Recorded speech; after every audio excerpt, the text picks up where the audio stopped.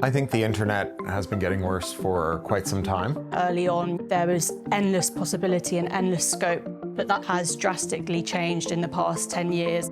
There's a lot of fantastic stuff about the internet, even the parts of the internet that people are most concerned about.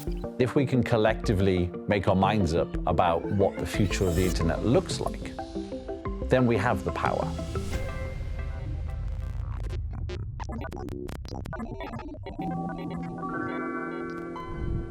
In 1989, British computer scientist Tim Berners-Lee had an idea.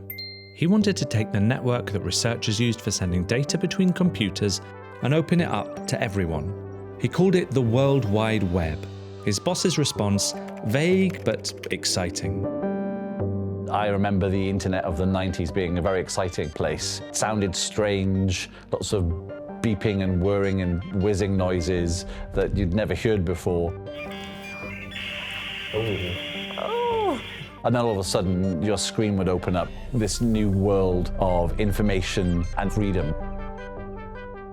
People didn't know what to expect. They could make of it what they wanted. There was very little regulation. So you could be any kind of person you wanted to be. I hope you find this a useful way to find answers to your questions. This internet thing may be here today, gone tomorrow. And we had no sense, really, if it was going to last. Spoiler alert, it did. It's more up to date than a book, and you feel like you've got the world at your fingertips. BBC Coffee. Hi, I'm Jimmy Wales, founder of Wikipedia. When you first encounter the internet, you think, like, what is this really for? The original vision statement for Wikipedia is for all of us to imagine a world in which every single person on the planet is given free access to the sum of all human knowledge. I thought, why don't we do that? This is what the internet is for. And I typed the first words in Wikipedia, which were hello world. The internet exploded into our everyday lives. There were millions of small independent sites, forums, blogs, fan pages. Our internet was decentralized and full of weird corners, like a room full of Lego bricks where you could build anything yourself. It was messy and creative. It's just a tool, though, isn't it? No, it's not. No, it's an alien life form. Now, 75% of the world's population are online, and in many ways it makes all our lives better. All the knowledge in the world is kind of on the internet. Yeah, most of my best friends I met through social media. I love to watch little short cooking videos, and I see a lot of good comedy. I've got someone making a pint of Guinness, except the black bit of the Guinness is red wine and the froth is Baileys. And now he's downing it in one. The internet's still evolving fast and bringing incredible opportunities. But faced with an increasing barrage of ads, misinformation, AI, slop, toxicity, and doom scrolling, many people feel like the internet is kind of broken. So what happened? Turning point, I think, in the internet's history was the emergence of social media.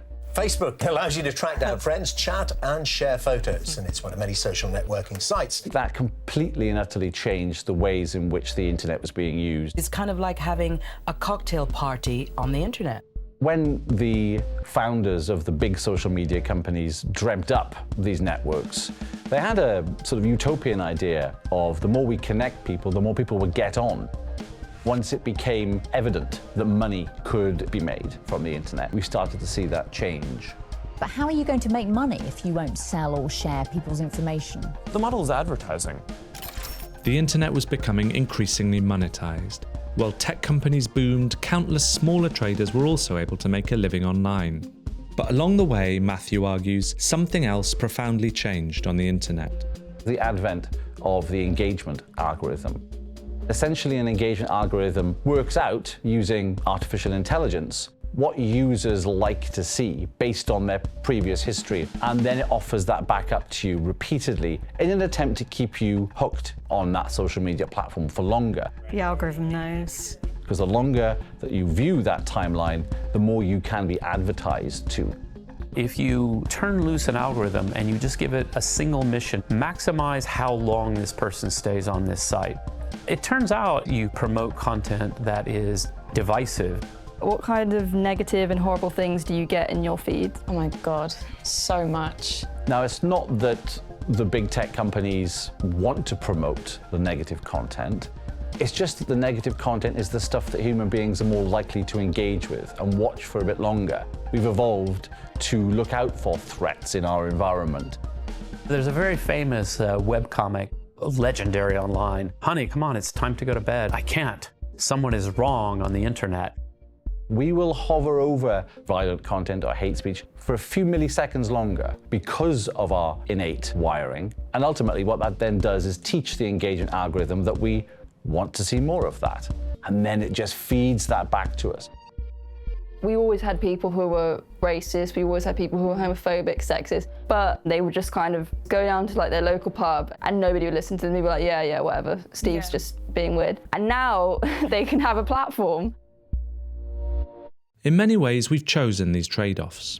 Algorithms personalise our digital experience, helping us discover what interests us. And advertising keeps lots of essential online services free for all. For many people, the benefits outweigh the drawbacks. The free and open internet has been a tremendous force for good, and I think we take it for granted a bit. And I look at all the newer products and services that have just emerged in the last few years. I've never seen so much innovation happening around me at any given time. So in exchange for powerful, fun, and easy-to-use tools, the major platforms gain control of more and more of the web. Writer and tech activist Cory Doctorow believes that that's when the next stage of the internet's decline began. He's come up with a word for it. That word is enshittification, and it is why I'm going to have a poop emoji on my headstone. As Cory sees it, this pattern has 3 stages. In stage 1, platforms are good to their end users and they find a way to lock them in. In stage 2, the platform makes things worse for those end users in order to bring in business customers. They go to the advertisers and they say, hey, give us remarkably small sums of money and we'll target ads with exquisite fidelity. So advertisers pile in and they get locked in too. That brings us to stage 3, which is making things worse for these businesses in order to make things better for the shareholders and the investors. Jack up the price of ads, lower ad targeting fidelity, and suddenly the platforms we relied on turn into piles of shit. And Cory's not just talking about social media. He sees what he calls enshittification on every major platform we rely on to browse, shop, and stream. Obviously, not everyone agrees with this characterization, but it reflects a growing debate about how online platforms operate. Remember when Matthew said, they could make of it what they wanted. There was very little regulation. That was exciting and innovative in a decentralized internet. But critics argue that it left a handful of large platforms operating with relatively little oversight. Arguably, regulation has struggled to keep pace with rapid technological change. Cory goes further than that. Governments took these policy decisions that just relieved the platforms of external forces of discipline.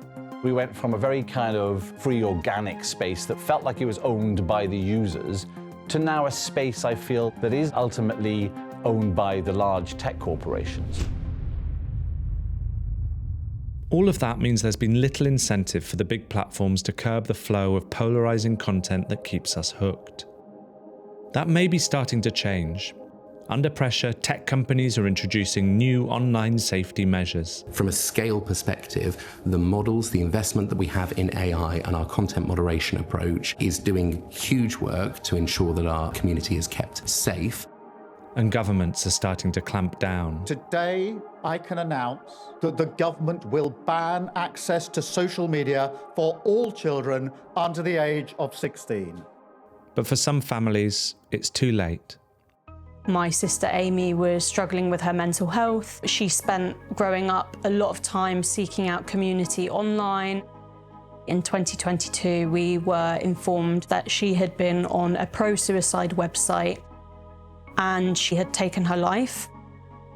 The digital world is definitely a double-edged sword. We constantly feel overwhelmed and our attention feels fragmented and pulled in different directions. Logging off isn't just about throwing the internet in the bin. I'm not anti-technology. Logging Off Club and the events that we host is an attempt to de-center the role that these platforms play in our lives. Many people are experiencing mental health benefits from stepping away and slowing down, and also just returning to our communities.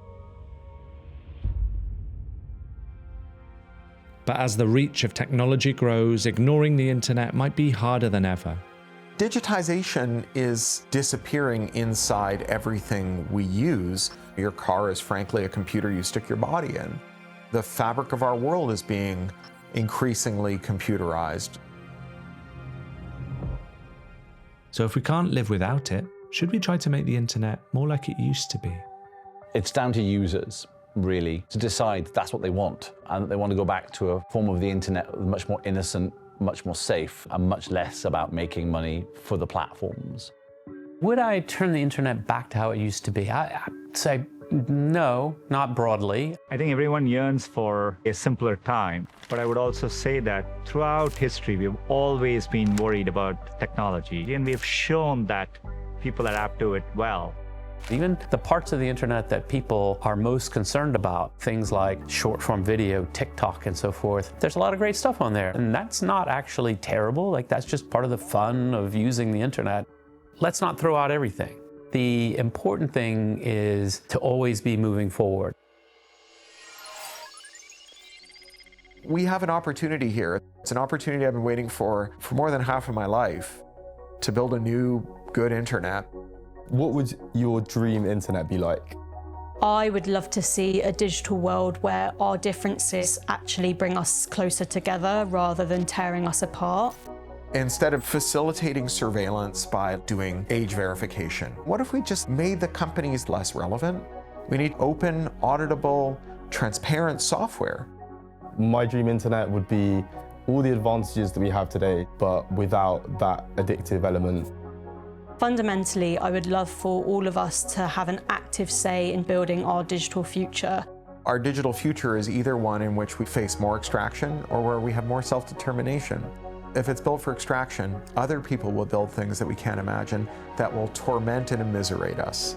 And if we have more self-determination, we will build things that we can't imagine that will excite and delight us. The difference isn't whether everything will be great always. The difference is that when it's bad, if we're in charge, we'll get to change it.